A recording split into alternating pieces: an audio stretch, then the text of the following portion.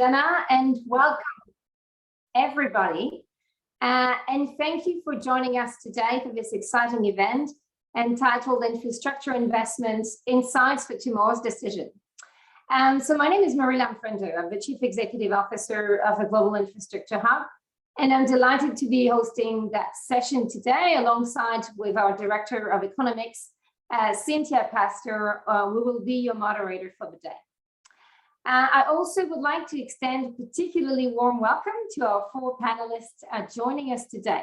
So first, Thomas Serebrisky, who is the Principal Advisor, Infrastructure and Energy at the Inter-American Development Bank. It's great to have you, Thomas. Rodolfo Benevenuto, who is the Undersecretary of Economic Intelligence at the Secretariat for Infrastructure Development at the Ministry of Economy of Brazil. Great to have you again with us, Rodolfo. Just Blamier is the Director of Infrastructure at Brevier. Also, Just has been participating to some of our previous webinar. And last but not least, Emmanuel Nasir, who is the Executive Director of the Urban Resilience Initiative at Meridian. So great to have you with us, Emmanuel. So our panelists are global experts representing both the public and the private sector.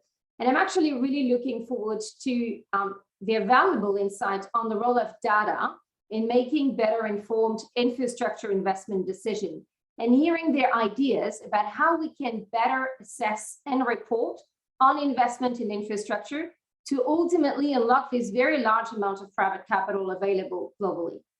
So why data matters? Data obviously shapes the infrastructure decision of tomorrow, and it's critical for us to get this decision right, as infrastructure remains a major roadblock to achieve a fair and sustainable economic recovery post-COVID-19, but also needed to reach our climate target. Important to remind that infrastructure is responsible for more than 79% of the global greenhouse gas emission and consumes 60% of the world's material. So to get there, we need to work out how to accelerate the speed and the scale at which infrastructure is developed and financed. And this is even more urgent in our current context where, due to COVID-19, governments have very limited fiscal space to finance the infrastructure needed. So in this context, the GI Hub's Infrastructure Monitor, which is actually our annual flagship report on the state of investment in infrastructure, provides in-depth analysis to allow the monitoring of private investment in infrastructure and infrastructure investment performance. It is a unique tool, actually, because it showcases data for the first time from both public and private sources on infrastructure to support evidence-based decision making for tomorrow's infrastructure. So really look forward to sharing with you this data and insight today that Cynthia will present to you shortly. But I think despite our efforts on data and many other efforts across the ecosystem, there are still challenges around the availability of data, and we are far from knowing everything that we need. So today you will hear from our experts on where they think these data gaps are, why they exist, and how relevant data evidence is to drive decision to invest in infrastructure. You will also hear our panelists' thoughts on what data and evidence we need to boost the asset class, what action governments, policymakers, and investors can take to unlock more investment aligned with ESG factors. So to summarize, our objective today is threefold, right? The first is to provide participants with a data-informed understanding of the state of infrastructure investment. The second one is to shed light on the tools available to influence, but also operationalize investment decision that supports sustainable, resilient, and inclusive infrastructure development. And third, to provide a space for experts to discuss the challenges faced in gathering evidence for decision-making, and importantly, what could be potential solutions. So I hope you will find the session today helpful and insightful. And please, I know many of you have actually registered today. We have a very large audience, so please engage with our panel today to ask questions, and feel free to also continue to engage with the Global Infrastructure Hub's team at any time on those topics. So I would now like to introduce Cynthia Pastor, who is our Director of Economics, We will present key insights from Monitor 2021 on the state of private investment in infrastructure, and her intervention will be followed by the expert roundtable. So the floor is yours, Cynthia. Thank you so much, Mary, and good morning, good afternoon to everyone. So I am going to present the results of the Infrastructure Monitor Report 2021. Next slide, please. So one of the instruments to close the infrastructure gap is the mobilization of private capital. This has become even more critical as the pandemic has further limited the financing capacity of the governments. In this context, the G20 is committed to a roadmap of infrastructure as an asset class, through which they are aiming to close the infrastructure gap by mobilizing more private capital into infrastructure. So Infrastructure Monitor, it's, as Marie mentioned, our flagship report on the state of private investment in infrastructure. It provides in-depth analysis of the current global levels of private investment in infrastructure and also infrastructure investment performance. This tool provides data insights and ensure that the policy discussions around investment in infrastructure are grounded in actual evidence of what is really happening. So our report is actually addressed to a broad global audience, like policymakers, private investors, and also academia. Next slide, please. So what does Infrastructure Monitor include? We have an annual report, which basically includes the analysis that we have done throughout the year around 4 priorities: private investment in infrastructure, private infrastructure investment performance, environmental, social, and governance ESG factors in infrastructure, and infrastructure project preparation. The report is just a highlight because our Infrastructure Monitor actually it's a live tool, and we add content throughout the year. Every 2 weeks, we publish data insights around issues that are related to the report, where we can present like a deeper analysis.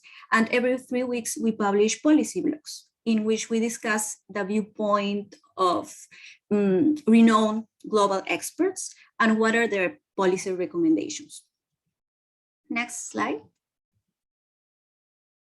So how are we delivering this tool?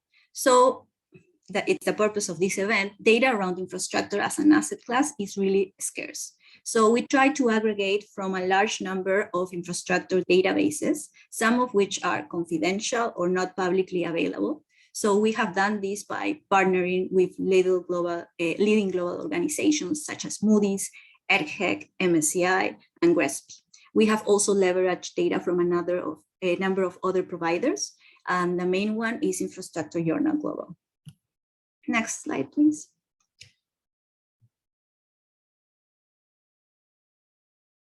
Okay, so directly let's go to the key findings of the Infrastructure Monitor 2021.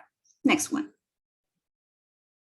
So first, globally, we see that private investment in infrastructure projects in primary markets remain resilient to the pandemic shocks of 2020, but has been stagnant for 7 years.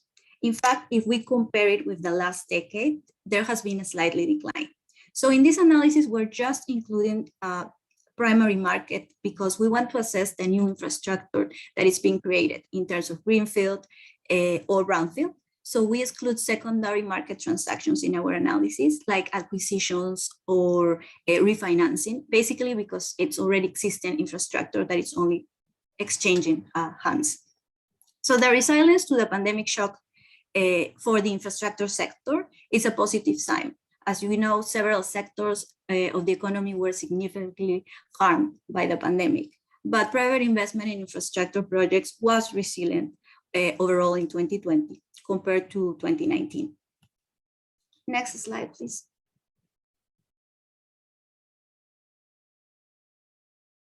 So about 3/4 of the private investment in infrastructure projects happens in high-income countries, and this investment was unhindered by the pandemic. But on the other side, the remaining 1/4 happens in middle and low-income countries, and it fell by 28% in 2020. So with this result, like a bigger question for us is until what extent private investment in infrastructure can fulfill the gap, the infrastructure gap, especially in middle and low-income countries, considering that it has attracted private capital in a limited way. Next slide, please. So the pandemic impact varied by infrastructure subsector. During the COVID-19, we have seen that overall the private investment in infrastructure remained resilient, but it was different across sectors. For example, the decline in the business activity because of the lockdowns and the travel restrictions impacted in a negative way the transport and the non-renewable energy sectors. But on the other hand, the switch to online platforms and all the pandemic control activities supported the growth of the sectors like telecom or social infrastructure. Next slide.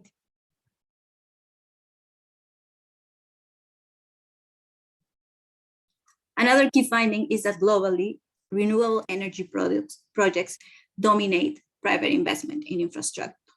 Despite slightly falling in 2020, renewables continue to attract the most private investment in infrastructure projects, accounting for almost 50% of the private investment, mostly in Western Europe and North America, and in wind and solar projects. Next slide, please. But there is still a long road ahead. While 54% of the private investment in infrastructure projects in high-income countries happens in renewable energy, most of the private investment in infrastructure in the middle and low-income countries takes place in transport and non-renewable energy sectors. But we are seeing an increase over time in renewable energy against non-renewable energy in this section, in these regions. So hopefully we can see a change in the trend and that this trend will reverse. Next slide. So although green investment currently represents half of the private investment in infrastructure projects, green investment outside of the renewable sector remains really low. So this graph shows that in less than a decade, green private investment in infrastructure projects has significantly grown and currently represents, as I mentioned, half of the private investment in infrastructure projects, mostly renewables in high-income countries. But green private investment in infrastructure still needs to increase significantly from the current levels to reach the net zero targets. And the efforts to decarbonize infrastructure must also look beyond renewable sectors into other sectors. For example, transport, where green private investment unfortunately remains low. Next slide. So showing attractive financial performance is a key element for attracting private investment into infrastructure, especially into sustainable infrastructure. Unfortunately, and we're going to discuss in this webinar about this, sustainable infrastructure investment is constrained by limited data on how ESG factors impact financial performance. But encouragingly, we have preliminary evidence that shows superior performance for some sustainable infrastructure investments in comparison with other infrastructure sector investments. So the current graph that I am presenting right now shows that in the last 10 years, unlisted wind and solar equities, which actually account for 90% of the renewable energy investment, have generated higher annual returns than listed infrastructure equities. Next slide, please.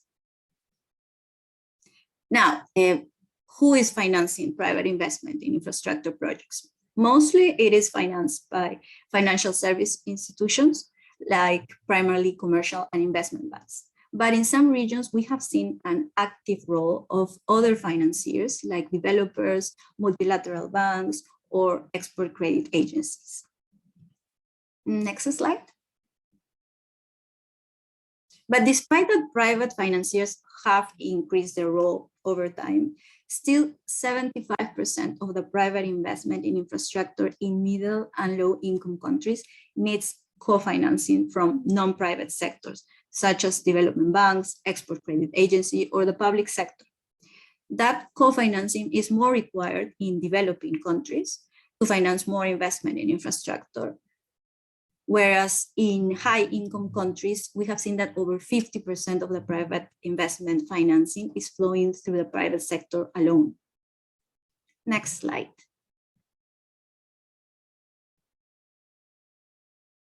So private investment in infrastructure projects proves to be resilient to pandemic shocks, but it has remained stagnant overall, despite the strong financial performance that I have shown.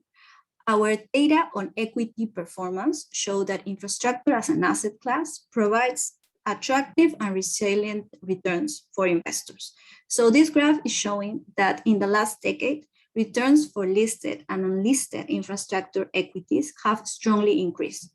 Although the pandemic temporarily affected them or this trend, they resumed their trend in 2021.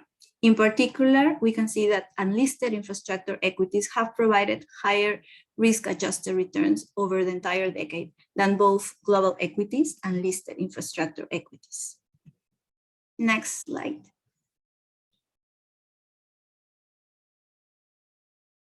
Infrastructure debt consistently performs better than non-infrastructure debt, and even more so in high-income countries. So our data on debt performance is also showing that infrastructure as an asset class provides attractive and resilient returns for investors. In this graph, we are showing that infrastructure debt in high-income countries has lower default rates than in middle and low-income countries. But in both cases, infrastructure debt remains less risky than non-infrastructure debt. This performance continues to improve over time as newer infrastructure debt reaches investment grade faster than older infrastructure debt. Maybe this is because there's better project preparation or improvement in the structuring of the debt or others. Next slide, please. So the evidence presented shows that infrastructure as an asset class provides these attractive investment options for investors to diversify and optimize their portfolios. In these graphs, I am showing a risk against return of infrastructure investments over a decade. So what we see is that infrastructure debt provides a significant higher return than 10-year treasury bonds of developed economies at slightly a higher risk. Also, listed infrastructure equities in emerging markets have a relatively high risk and low return profile, but in developed markets, they provide considerable returns at a lower risk than average global equities. And also we see that unlisted infrastructure equities provide returns quite close to global equities at a slightly lower risk. So that what we see is that overall infrastructure investment is providing good returns and have the potential to attract private capital. Next slide. But despite this good financial performance that we are seeing, we see an stagnation in private investment in infrastructure. Why is this happening? Well, one of the major bottlenecks in attracting private capital into infrastructure is a lack of a bankable investment-ready pipeline of infrastructure projects. So creating this pipeline requires the strengthening of infrastructure project preparation capabilities. So the graph to the left, it's based in InfraCompass tool, our InfraCompass tool, and shows that currently there's a space for improving project preparation capabilities across all regions of the world, particularly in low-income countries. So the monitor tries to explore the channeling of funds to mainly emerging economies to improve project preparation through the lenses of project preparation facilities. So governments often lack the capacity and resources for project preparation. So the idea of the PPS is to play an important role in supporting project preparation to develop this bankable and investment-ready project pipeline. Since 2000, their creation has grown exponentially, as we see in the graph to the right. Over 80% of the existing PPFs were created after 2015. And in our analysis, what we found is that PPFs, project preparation facilities, are increasingly providing technical assistance, but also funding support for project preparation. They are mostly led by multilaterals, and they are mainly providing support within developing regions like Asia and Africa. Next slide.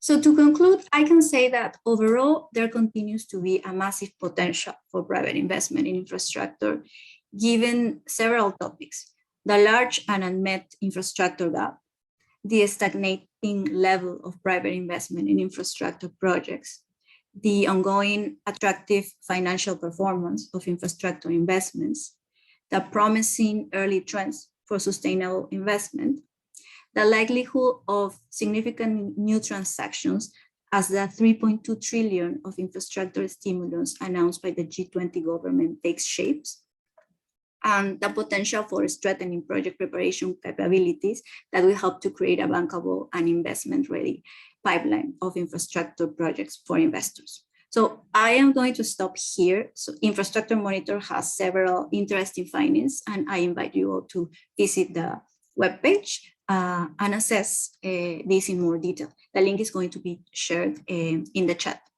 Thank you very much for listening to the key findings. And now we are going to move to the round panel and of experts. So first, let me introduce you to our experts a little bit more. So first we have Tomasz Cerebryski. He's the Principal Economic Advisor of the Infrastructure and Energy Department of the IDB in Washington. His areas of expertise are the economics of infrastructure, public-private partnerships, economic regulation, and antitrust. He has led as economist on a wide range of investment and policy-based projects in transport, energy, water, and private sector development across Latin America. And he is the co-editor of the IDB 2020 flagship report, From Structures to Services, The Path to Better Infrastructure in Latin America and the Caribbean. Tomasz holds a PhD in economics from the University of Chicago and a BA in economics from Universidad de San Andrés in Argentina. Our next panelist is Rodolfo Benevenuto. He is the Undersecretary of Economic Intelligence of the Secretariat for Infrastructure Development at the Brazilian Ministry of Economy. He has worked on the appraisal, design, construction, operation and maintenance, and impact evaluation of several infrastructure projects in Brazil and Europe. He led the creation of the Investment Monitor platform of Brazil, as well as a number of socioeconomic appraisal guidance publications and capacity building programs related to infrastructure planning in Brazil.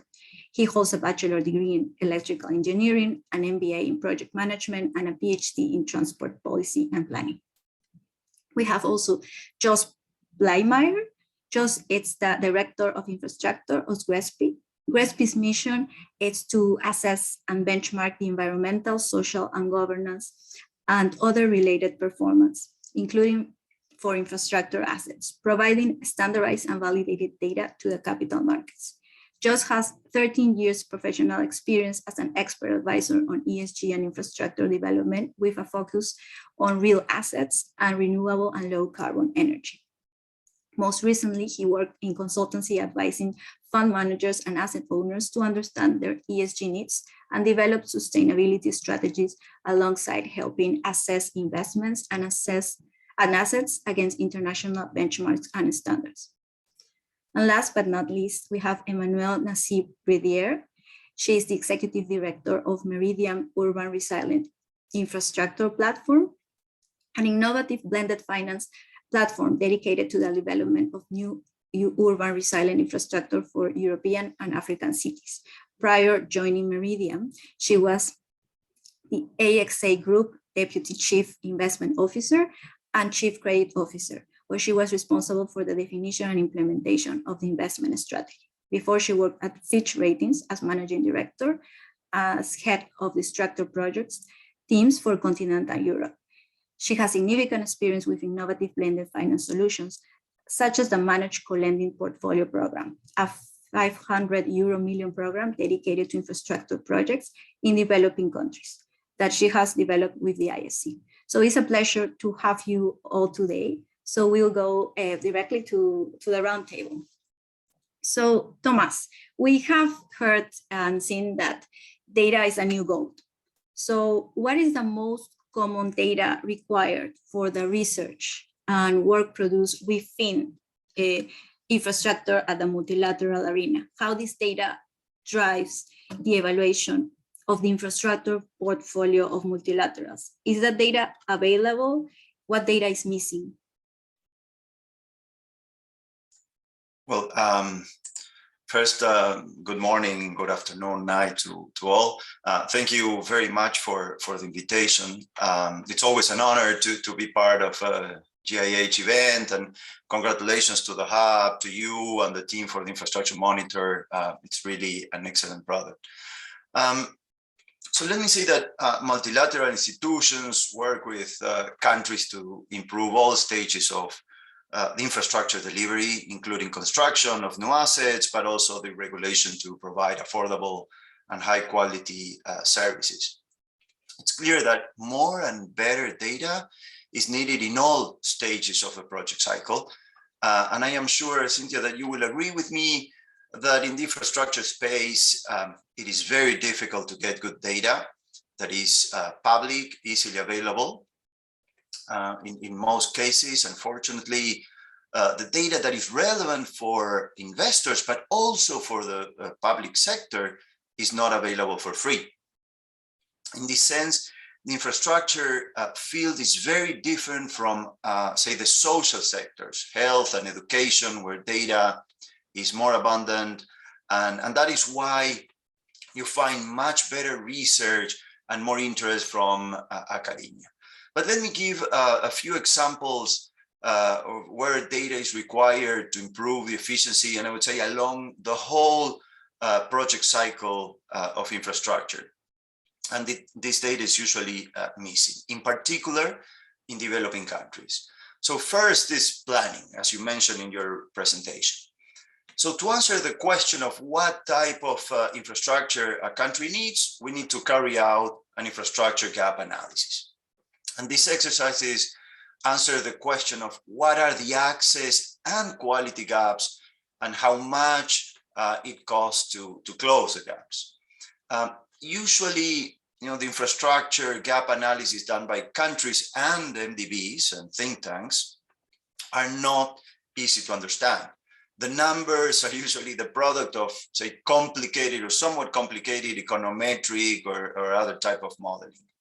And in my view, what we need going forward is to work jointly with countries to develop easier tools. And a little bit of self-advertising. In the IDB, we are exploring that route with an interactive platform based on a relatively simple Excel spreadsheet that is available to all. Everybody can access the spreadsheet and play with the numbers, demand projections, cost assumptions to adjust the numbers to their realities. The other piece or sector where we lack information is on investment levels. The fact that this has always puzzled me really is that most, at least developing countries, do not know how much they are investing in infrastructure. The way public accounting works makes identifying funding of infrastructure a very difficult proposition. So here, one way forward is to work with ministries of economy or finance to address this problem.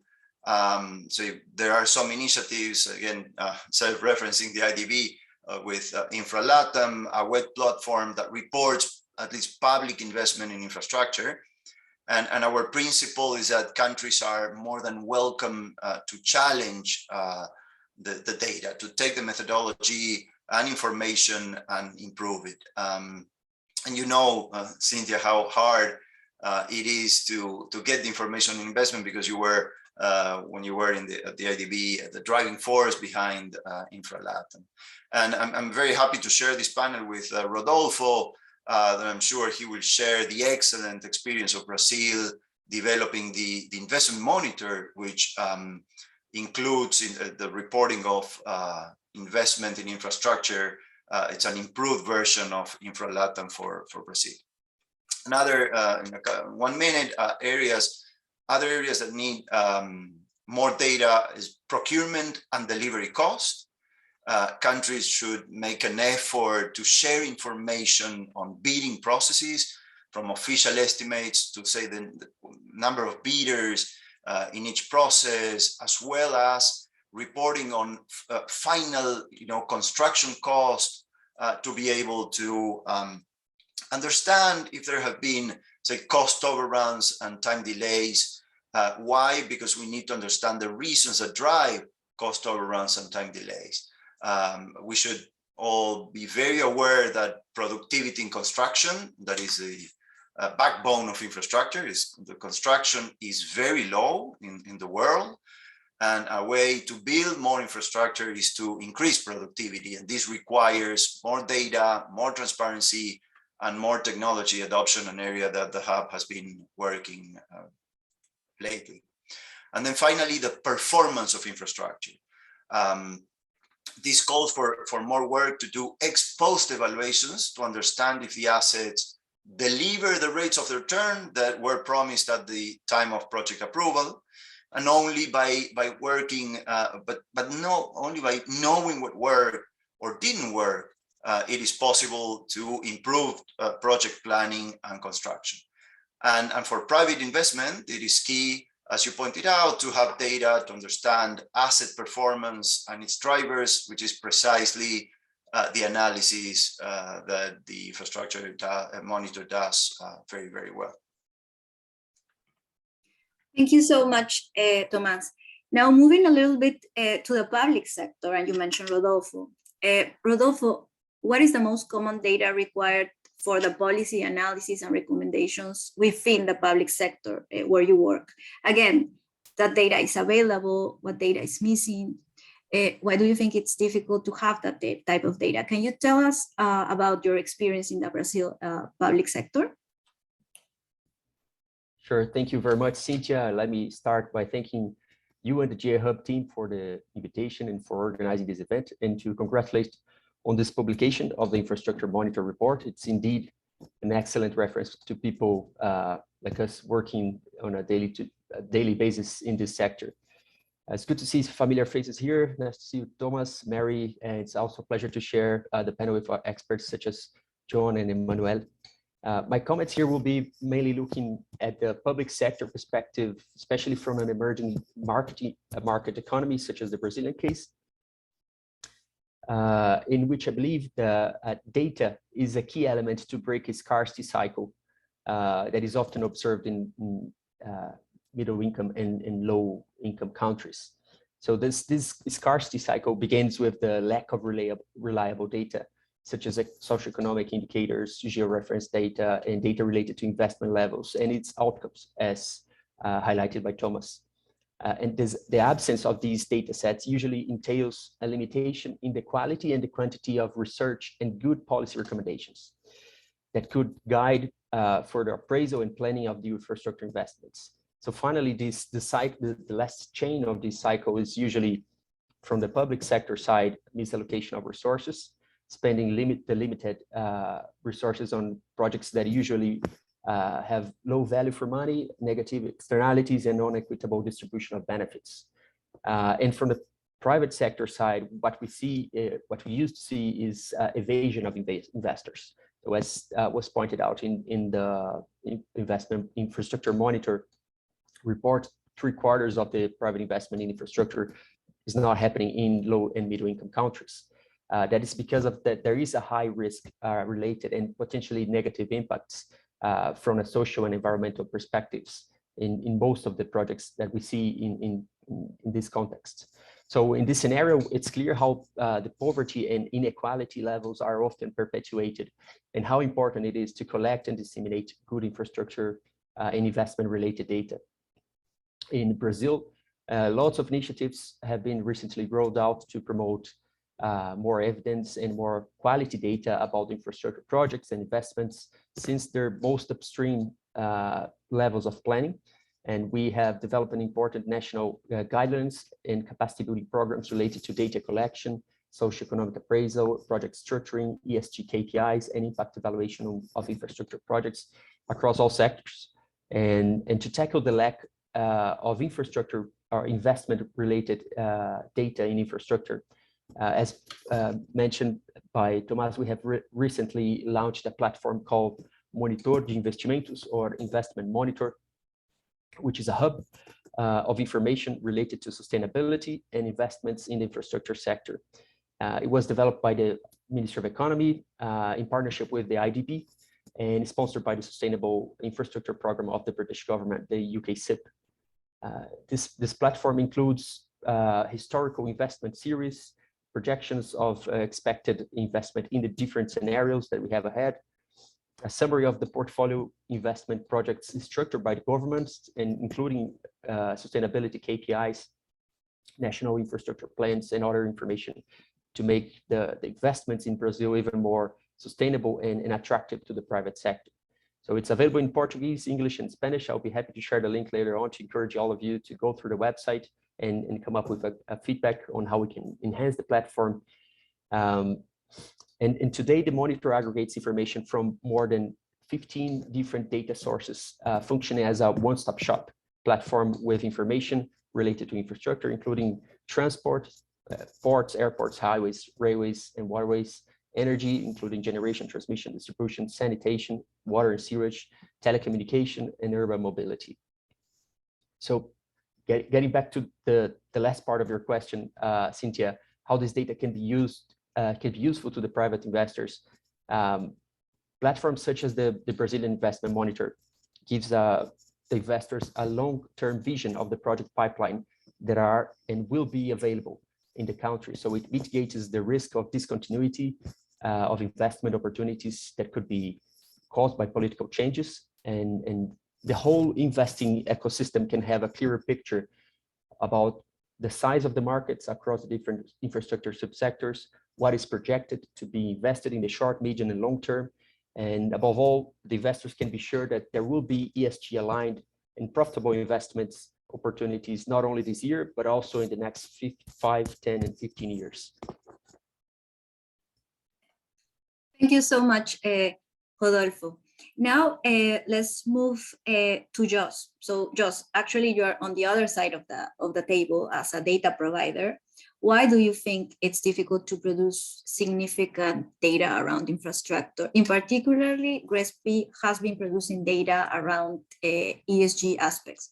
So can you tell us what is the relevance of this type of data for infrastructure, and how do you see the demand for data, and what are the caveats and challenges that you found in collecting this type of data? What users are using the data? So tell us about your experience within ESG data. Absolutely. Thank you, Cynthia, and hello, everyone. Thanks for joining the event today, and thanks especially to GI Hub for arranging such interesting events, and we're really pleased to be a part of this one as well.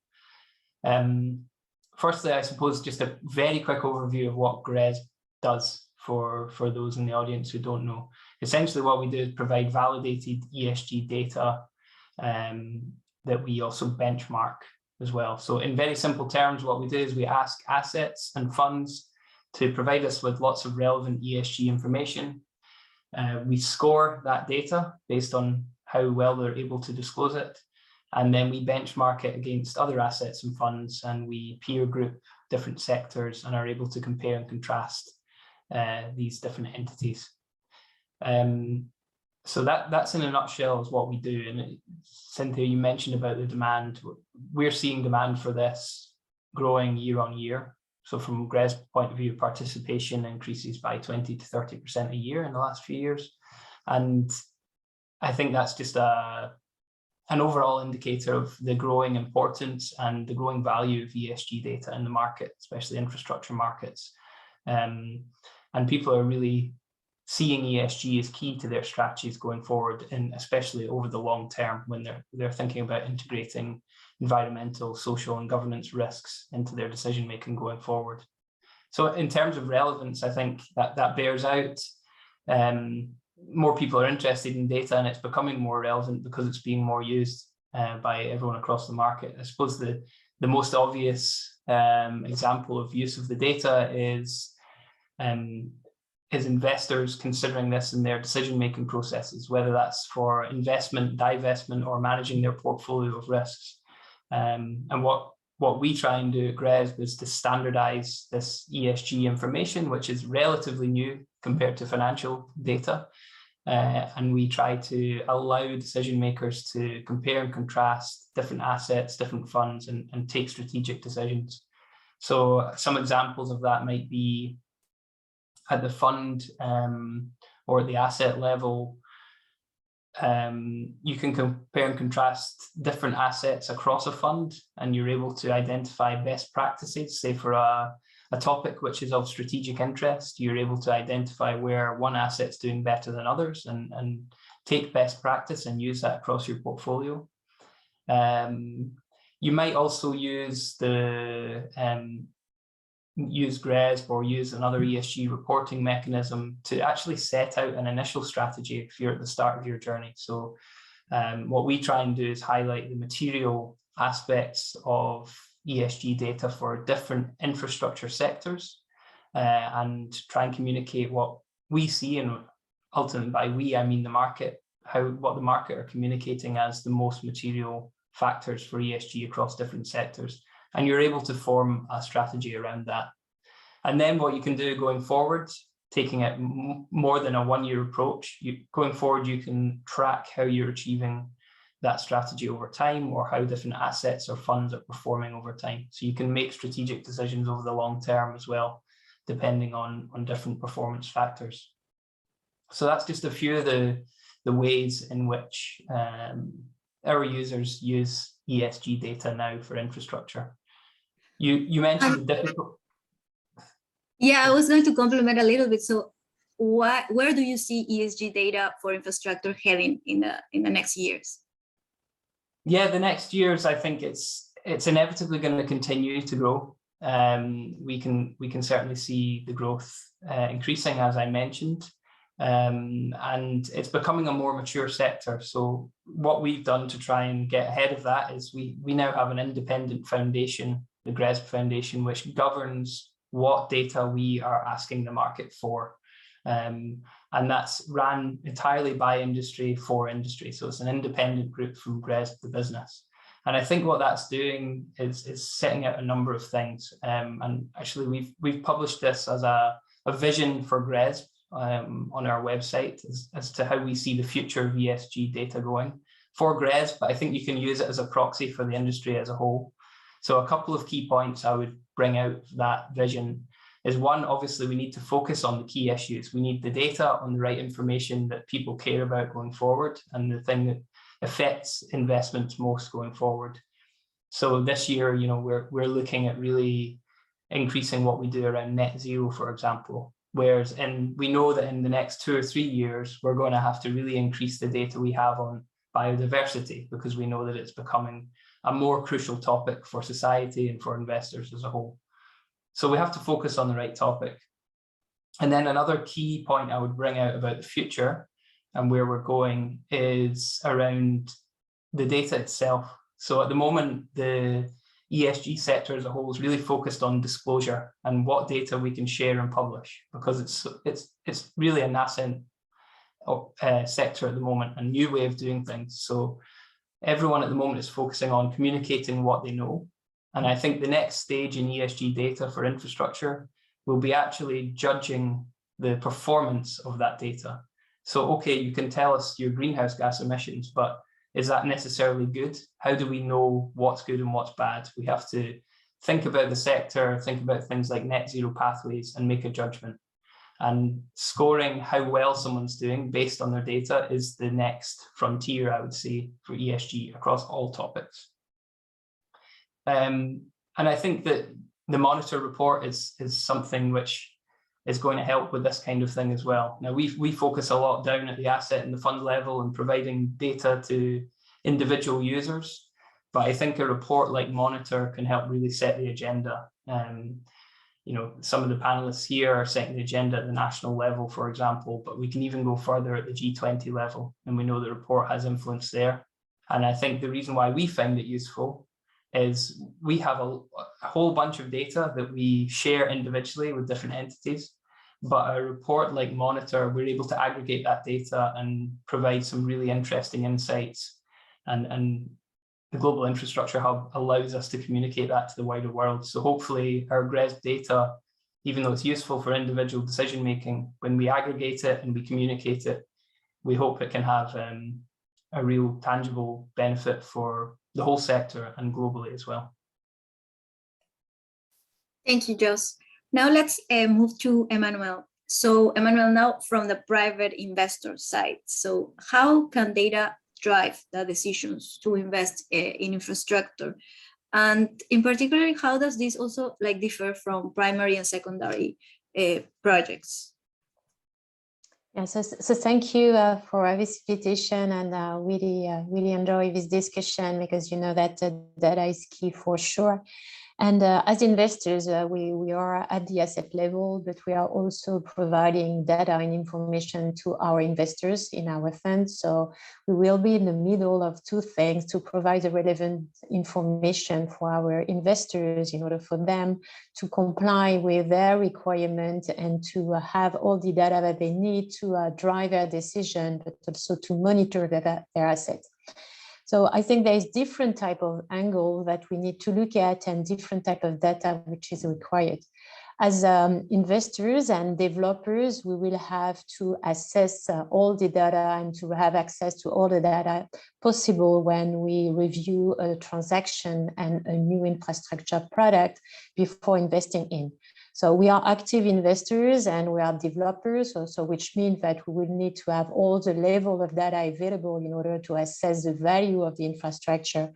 And as we are dedicated to greenfield assets, we will have to assess the value creation in terms of financial value creation, but also extra financial target. So as an investors and developers, we request a lot of data and analysis around that data to make sure that our investment fulfill our requirement in terms of financial, but also extra financial target.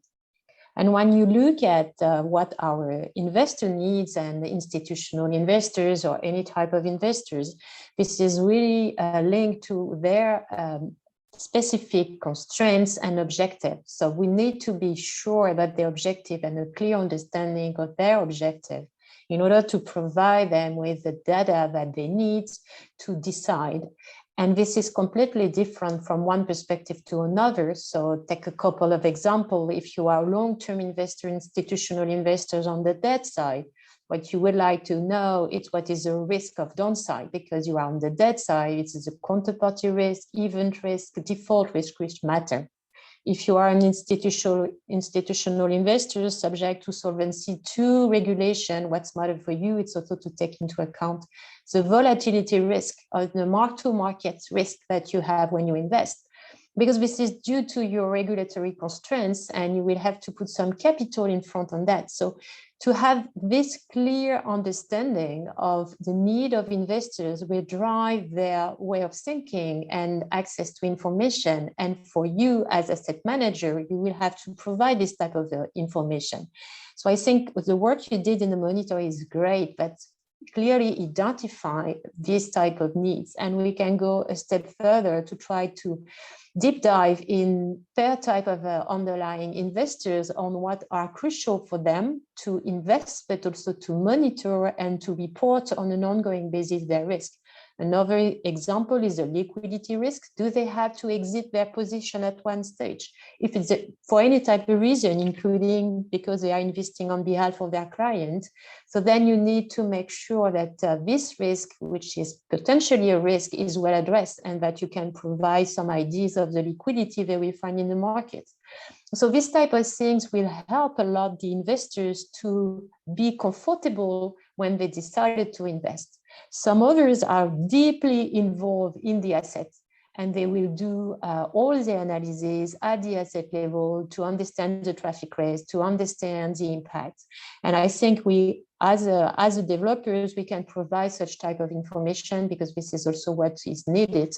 But as you mentioned, this is not publicly available. So it's another layers of issue that how to aggregate all of this data that we receive when we do our analysis, but which is not publicly available.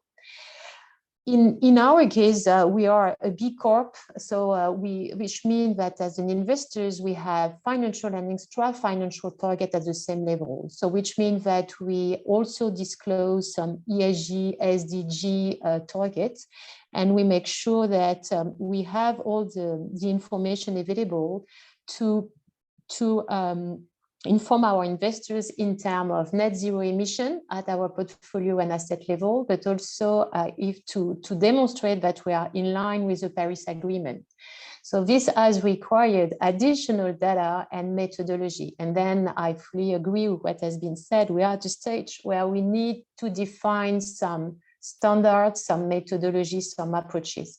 What we did in our company Meridian is to follow the Sdg framework, because we think the Sdg is well understood, at least in terms of the framework. So we can deep dive at each individual, and you do not have to follow all of the Sdg. All the SDGs maybe not relevant for one specific asset. So you have to be clear about the SDG you will target and the way you measure your contribution to this SDG. And we have developed this framework, and we report to our investors in a simple tool, which his name is Simple, to see how the improvement towards the SDG target we have defined when we design the infrastructure is reaching. So we are able on an annual basis to say the progress we made to achieve our goals in terms of SDG. And we are going to the details of the sub-SDG level, such as waste reduction management, and we want to be able to measure the quantity of waste that our project is generating and how we will reduce this waste.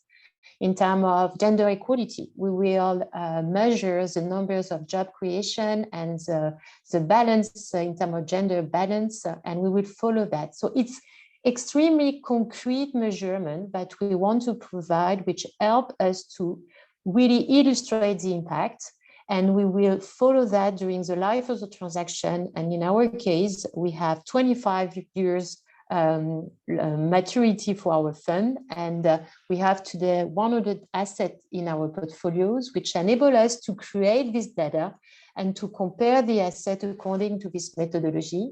And I will finish by saying that what is key is to have external expert validating this methodology in order to avoid each individual players developing their own way of thinking or own report, which will be quite difficult for the investors at the end of the day to have one specific report standard per GPs or per actors in the market, and how to aggregate everything to have a standardized approach and for them to ease the work, because that can be quite time consuming for investors to try to have something consistent when they have to report on their portfolio. So definitely we made significant progress on the financial side, how we report all the benefits of the asset class. We are at a stage where extra financial, we need to move forward, but there is very good example and data which are gathered and that can be shared. Thank you so much, Emmanuel. I'm going to go again with another round of questions, a little bit more like general or a higher level, considering the title of the event. So I will ask Thomas, again, from the multilateral angle, what do you think it's needed to increase private investment in infrastructure around the world, but mostly in middle and low income countries or emerging economies? Yeah, excellent. $1 million question, $1 billion, $1 trillion question. But let me just 1 second go back to data and infrastructure and why we don't have more data. In my view, one of the most important problems is that the sector infrastructure it doesn't exist as a sector. There is not a comprehensive view of infrastructure. There are line ministries and regulators that have sector-specific mandates. So there are silos. For all of us that work in infrastructure, we know it's very frustrating sometimes. The silos are not conducive to generate infrastructure data or aggregated infrastructure data. And one way forward is to have institutions like iBodies or units within the Ministry of Finance or Economy that have a comprehensive vision of infrastructure. And I guess in my view, MDBs and the Global Infrastructure Hub should continue working on data initiatives, because these initiatives are public goods that we can sort of fund through donor resources and grants. But the key is that these databases, once produced, have to be tailored to countries' needs. So the key is working with countries to develop data platform initiatives. And again, excellent example of the investment monitor in Brazil that takes the data that we generate and then tries to address the needs of each country. And linking this to the infrastructure monitor, again, this is a fantastic product because it gives countries a basis to engage with the private sector based on information, on good quality information. And it allows countries to compare the performance of its infrastructure with several benchmarks. And this, again, allows countries to dialogue with the private sector to identify and then address barriers to investment in infrastructure. And what I feel is that the dialogue is not always present in a meaningful way. We should all work on building, using the analogies infrastructure, building bridges between, and permanent bridges between the public sector and private sector to address all the data needs that Emmanuel presented in a very, very nice way. Thank you, Thomas. And Rodolfo, I'm going to make you a similar question, but from your angle, what do you think is needed to increase private investment in infrastructure? That's a good question. This is the question that we are mostly working on every day here in the government. And in countries like Brazil, where the historic low levels of investment over the past decades have led us to a significant gap in the infrastructure stock, with millions of people unassisted by basic services such as sanitation, proper transport facilities, internet coverage, and so on. Private investment is definitely the main viable alternative, not only to cope with the growing needs of the present, including climate change and population growth, but also to recover from years of stock depreciation and also years of the least than the necessary levels of investment to maintenance. So just to give an example, talking about numbers in Brazil, this need for infrastructure investment represents raising the total investment level in economic infrastructure from around $28 billion, which was the historical trend until 2019, to a growing number that gradually reaches $60 billion in 10 years' time. So these numbers are from the National Long-Term Plan of Infrastructure, which we published last December, and it's also available in the investment monitor in a more user-friendly way. But in summary, it shows that we need to more than double the level of investment in the infrastructure sector as a whole. And if we split subsector by subsector, we will find that these gaps varies across each subsector. And in Brazil, the main gaps are in the urban mobility and sanitation sectors, not because only the total amount that is needed to cope with the future growth of population and economy, but also because of the low starting point that we are departing from, considering these historical low levels of investment. So in this scenario, where we have a huge amount of investment needs, and they are spread across different projects, the question is how to prioritize the investment and how to incentivize the investments from the private sector in these particular projects. So from a public sector point of view, of course, prioritization must be conducted with project appraisals, considering all costs, benefits, externalities, risks, and distributional impacts of each project. And to do so, we really provide loads and loads of documents, business cases, spreadsheets, and reports. But from the private sector point of view, we understand that all this information may not be as clear and as accessible to assimilating their process of prioritizing their investments. So to bring further transparency and to facilitate the dialogue between the government and the private investors, We've been promoting also in the investment monitor a methodology to assess the sustainability performance of every project in our pipeline, considering social, environmental, institutional, and financial sustainability.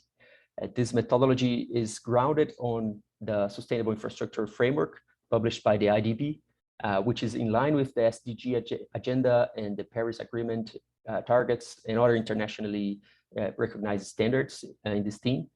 And it includes indicators to account for the economic and social returns of the project, how the project impacts upon poverty reduction, human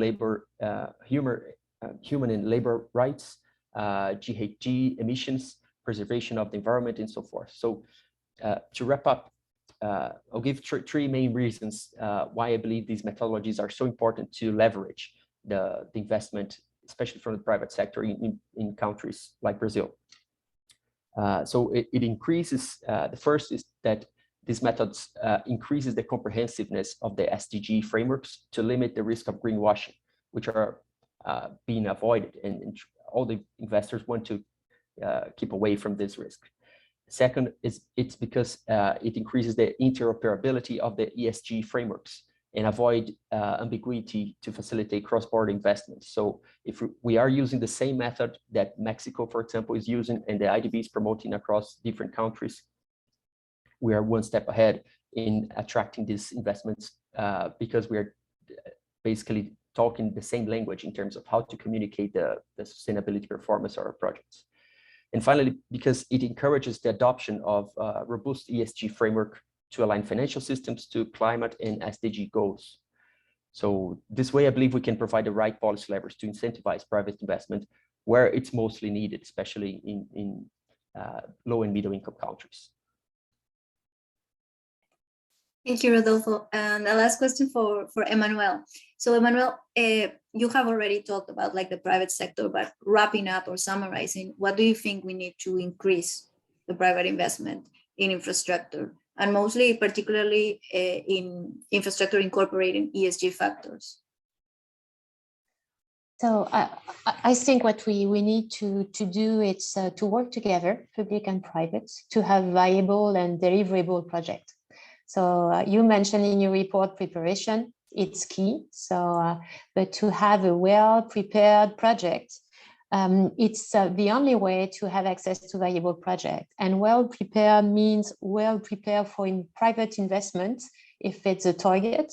And if it's a target, we need to find solution to team up and to work together at a very early stage in order to avoid a situation where the project has been prepared with limited engagement with the private sectors. And then when the private sectors is looking at it, they raise a lot of questions and they will challenge a lot of things and they will consider other obstacles, and that will take a lot of time, and that's required to work again on the preparation of the project.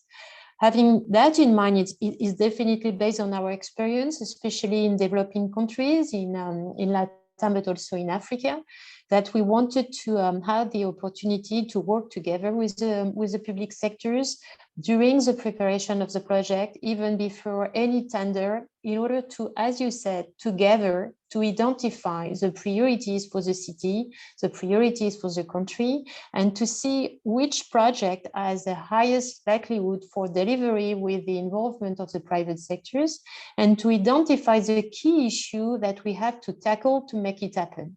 So it's really by working together early stage on the ground to say, okay, this will never fly for the private sectors for that and that reason, and let's try to find solution, or let's prioritize another transaction or infrastructure project because we believe it will be, let's say, a quick win, which will demonstrate that your perception of risk is not correct, or your perception of the lack of data is not so relevant, but it's by example that you will be able to convince.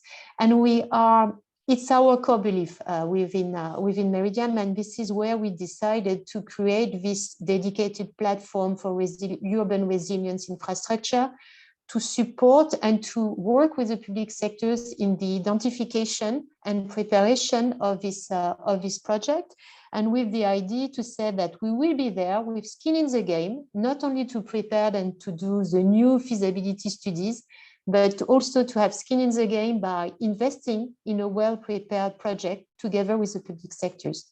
And I think it's by working together on concrete example, understanding each other, that there is some risk that the private sector will never take. So let's try to find risk mitigation solution.